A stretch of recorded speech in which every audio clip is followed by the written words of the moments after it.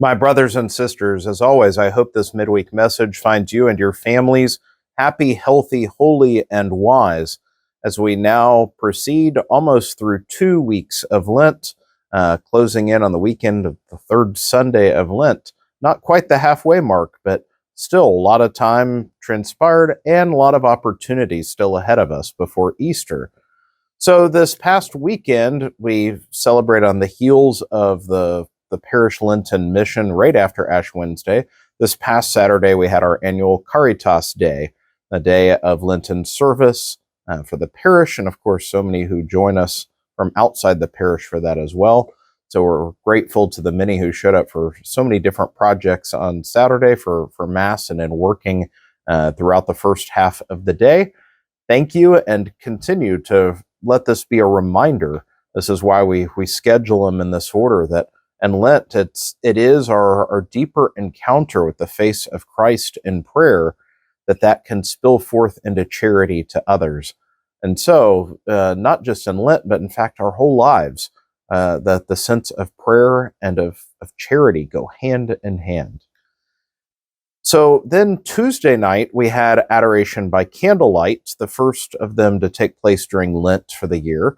And so we heard a wonderful reflection, as this past Sunday was on the gospel passage was on the Transfiguration.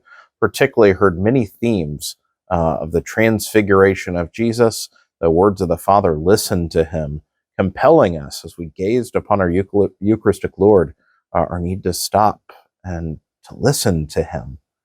And so if you didn't join us for March or our previous months, we still have one more adoration by candlelight remaining for the academic year.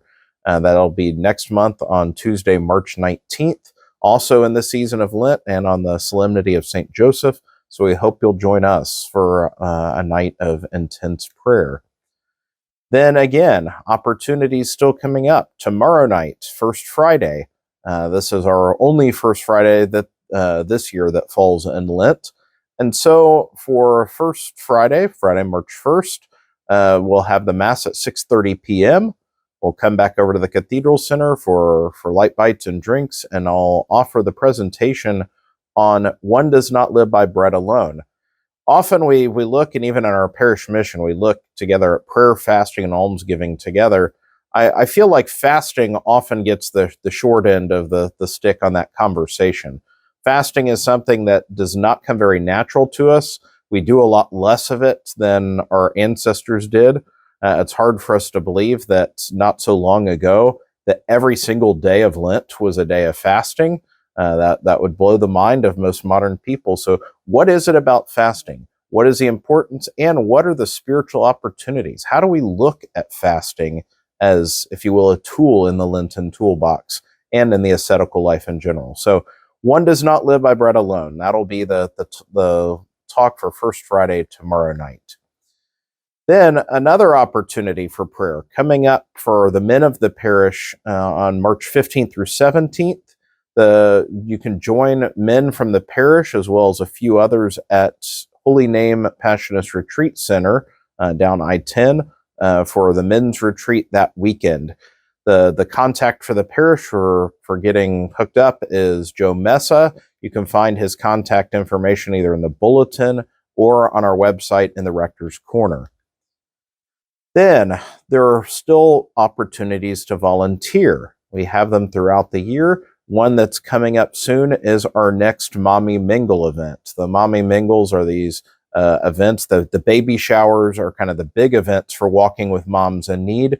The periods in between, we still try to remain connected with some charitable outreach towards them, but also building community and just a network of support, showering love upon moms in need. And so the next Mommy Mingle is coming up on Saturday, March 9th. And as always, volunteers are needed for the day of, as well as the couple days leading up. There's all different kinds of ways to volunteer, with hospitality, with food preparation, with dealing with items. And so invite you to consider volunteering for this. You can do so, and this is a good reminder, a good plug for all volunteering opportunities at the Co-Cathedral. You can find it in one spot when you're looking for things. If you go to our website at sacredhearthouston.org, Under the tab, under the Give section, you'll find a tab for Volunteer. And under Volunteer, you'll see a list of upcoming volunteering opportunities and a button of how to directly get involved or to sign up. And so for those who are willing to help for the upcoming Mommy Mingle, please feel free to go there and sign up. And then finally, throughout the entire Lenten season, we regularly have the Stations of the Cross offered first of all, on Fridays during Lent. Most weeks, this happens immediately following the 12:10 daily Mass. The one exception is actually tomorrow, this week, because it's a First Friday, it will actually take place before the 12:10 Mass. So at 11:30, tomorrow, Friday, March 1st, there'll be Stations of the Cross. And then the remaining Fridays of Lent, it'll happen immediately following the 12:10 Mass. And then also check out the bulletin and the website again. There's other one-off opportunities. For example, the Spanish-speaking community does it after the 1 p.m. Spanish Mass on Sundays. Our youth are leading a youth-led Stations of the Cross later in the Lenten season. Of course, there's Good Friday. There's other opportunities. But the main objective of this and all of the content kind of plugged this week is not just generically upcoming opportunities, but to show that there are so many different ways that you can approach this Lent and balancing, looking at prayer, greater opportunities to do something new, something different, to go deeper in prayer.